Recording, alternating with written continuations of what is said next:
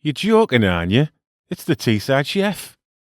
Fancy Italian Piadina flatbreads. Dead posh these look, don't they? But they're actually peasant food, and that'll suit you lot, 'cause you're all peasants, aren't you?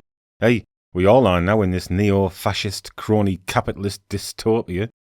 I'm so skint I can't afford stuff if it costs nothing, because that's more money than I have. But that's why these flatbreads are great, because they're so cheap. Just 500 grams of all-purpose flour, 2 level teaspoons of salt, a teaspoon of sugar, and a teaspoon of baking powder. I added dry herbs too, and that's optional, but once this is all stirred up, you need to add 300 millilitres of warm council pop, and that's tap water to you and me, which is almost affordable these days, along with 50 grams of lard. And I love lard because if I eat enough of it, hopefully it'll induce an early heart attack, and I'll therefore be able to avoid the indignity of dying alone, freezing cold, in a council flat in my old age. Anyway, I melted the lard in the microwave, and I've allowed it to cool a little before adding it into my bowl here. You could use any fat here if you're not keen on the sweet release of death just yet. Lard is traditional in Piadina flatbreads, but olive oil or butter or any oil really will work, it's up to you. Bring it together roughly with a spoon first before getting in with your hands and giving it a bit of a knead. If it seems a bit too sticky, add a touch more flour until you have a workable dough like this. And once you've brought it all together, you need to cover it with cling film and let that dough sit for about 30 minutes to have a little rest and relaxation. Hey, I wish I could rest and relax, but the constant threat of going under financially just keeps me nicely primed for fight or flight, so I'm always switched on, which is nice. And in my permanently hyper-alert state, I've cut this dough into 8 lovely even pieces here, and even though I've got shaky legs all the time because I'm so worried, I'm still able to roll out these 8 pieces into smooth balls in readiness for rolling out later, as you can see here, so all is not lost, to be honest. I mean, I've got me health, haven't I? Well, I've got me physical health, I haven't really got me mental health. Anyway, I'm covering them in oil cling film, and I'll let them sit there for a little bit while I line up all my other bits and bobs. Got my large frying pan here, and I use this for frying and cracking debt collectors over the head with.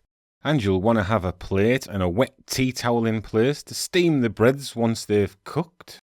Preheat your frying pan on a slightly higher than medium heat, and there was still some residual heat left in the pan from the back of the debt collector's bonce. I've added a scant tablespoon of oil and brushed the oil around the pan. And now I'm going to roll one of these balls out, and you can roll these quite thin because they'll puff up a bit, but make sure they're not bigger than your pan, obviously.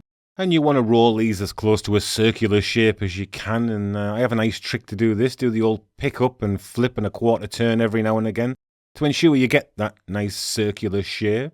And try not to add too much flour here, just enough to make sure that it doesn't stick to the surface or to your rolling pin.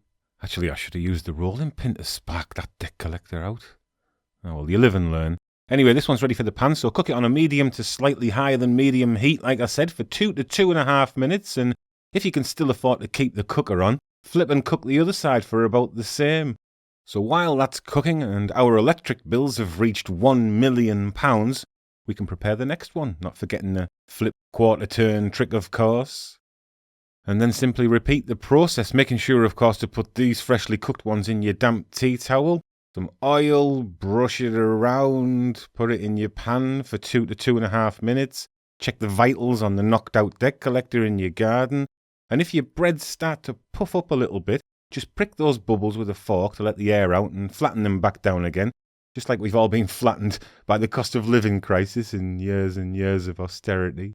And I think you'll all agree that that looks like a lovely flatbread, so let's get it out the pan and add it to our little pile of fancy Piadina flatbreads, gently steaming away there. And this will keep them lovely and soft. And even though these are quite simple breads, they really come alive and magically transform into something special when you use them for their intended purpose, i.e. filling them with anything you like. And I just have a simple cheese and onion sandwich here. Fold the Piadina over and press down firmly before brushing with a little oil and placing in a hot oven for a few minutes. And you will be left with a warm, fluffy sandwich that smells incredible and will definitely help you forget that you have county court judgments pending. Honest. Having a little bite there to temper my rumbling stomach. Oh, melty cheese porn. Thanks for watching, fellow strugglers. See you next time for more shenanigans. Ta-ra.